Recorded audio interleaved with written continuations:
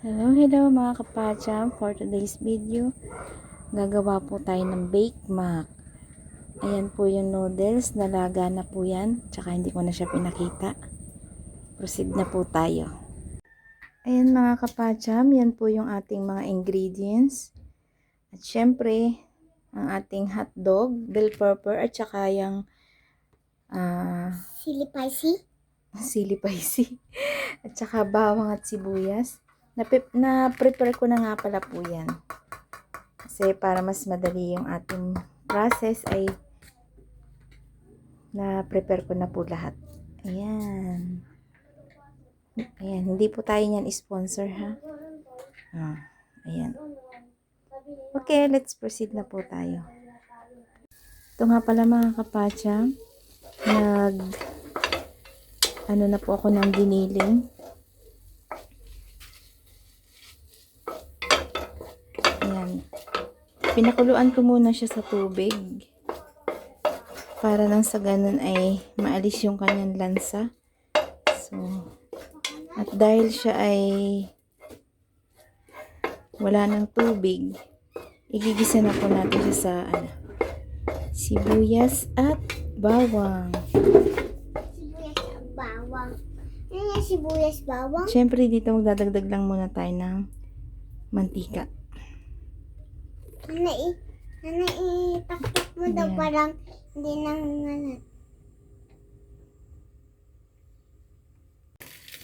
So, ilagay na natin ang in-slice kong bawang.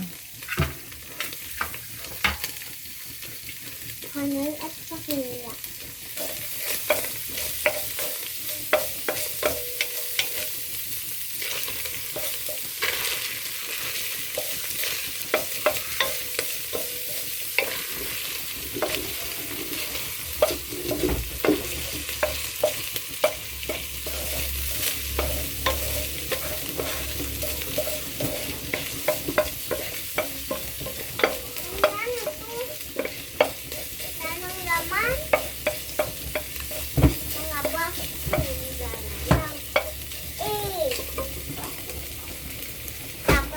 Sabihin natin ang sibuyas.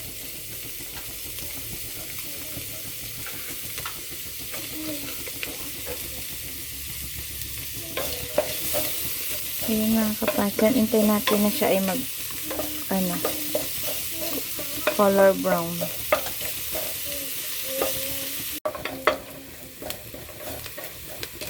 Then mga kapatid, at dahil medyo color brown na yung ating sibuyas at bawang, ilagay natin itong ating karne, ang ating pork giniling.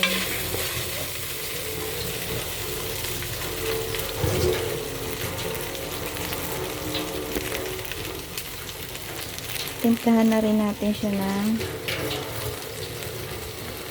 paminta.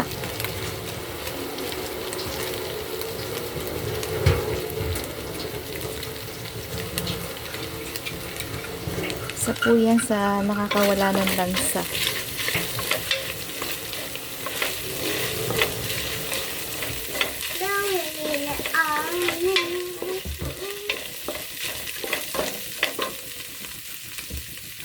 Siyempre ang ating hotdog.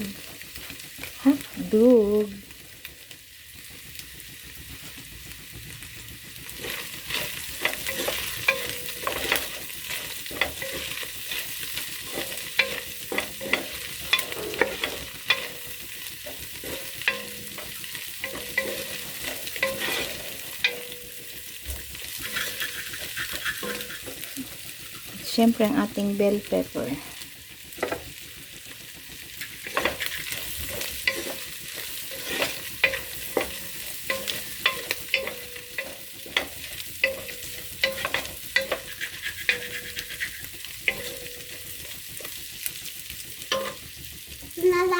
Ito nga pala yung ating beef cubes.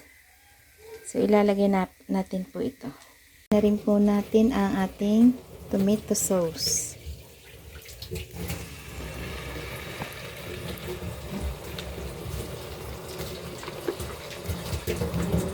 tayo sponsor yan ha.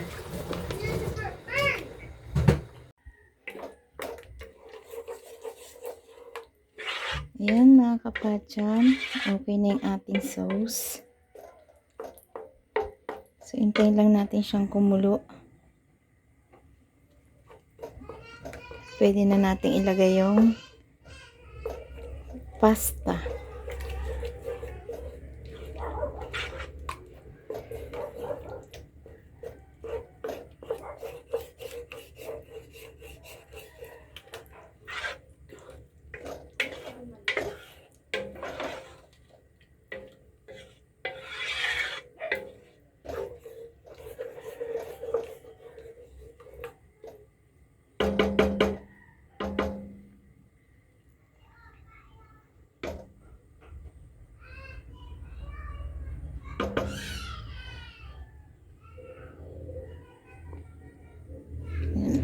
Takpan natin.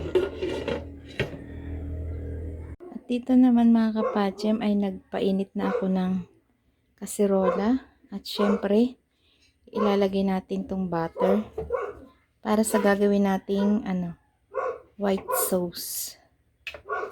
So, ayan.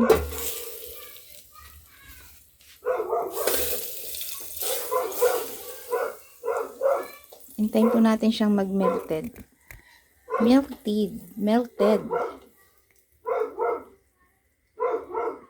So, ayan mga kapatid, nag-melt na po yung ating butter. Maglagay tayo ng harina.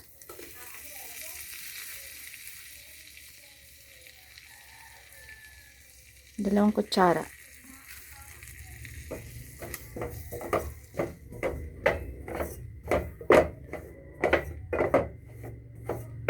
At syempre, halu-haluin.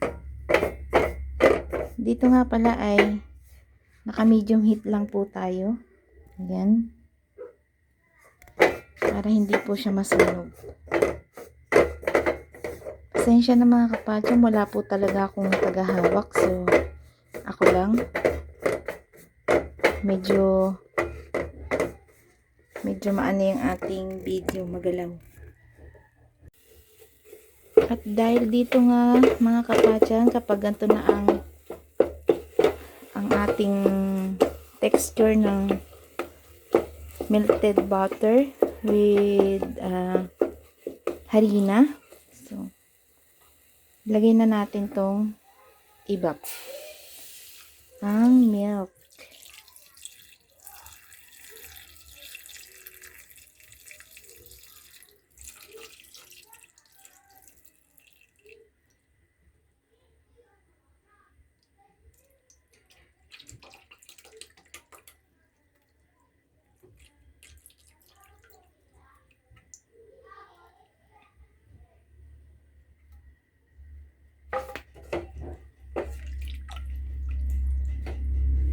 Ayan, halu-haluin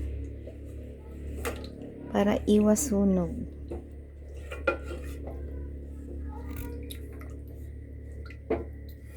Haluin hanggang sa mag-combine na itong harina na to. Ayan mga kapatid, hintayin lang po natin siya na kumulo at lumapot. At ilalagay natin ang cheese. Ayan na nga pala mga kapatid, yung hiniwa-hiwa kong cheese. Ilalagay na po natin siya dito.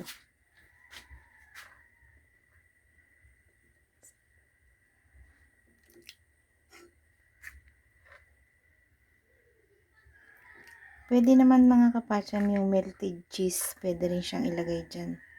Mas maganda. Pero dahil wala naman po ako nun, ayan na lang cheese. So, ayan. Hintayin na lang po natin siyang mag-melt. At lumapot na siya. Pwede na. So, dito pa na mga kapatid ay medyo i-adjust na natin yung apoy. Pero syempre, huwag hayaang masunog at halu-haluin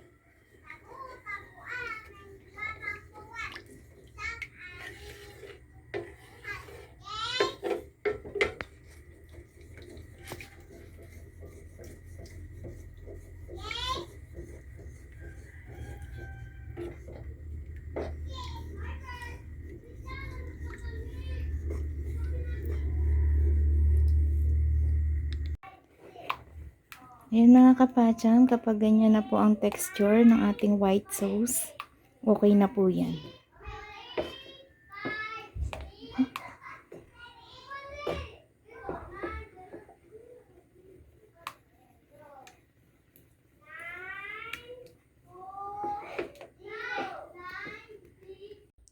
Ayan mga kapacham, yung ating nilutong pasta. So, ilalagay na po natin siya dito.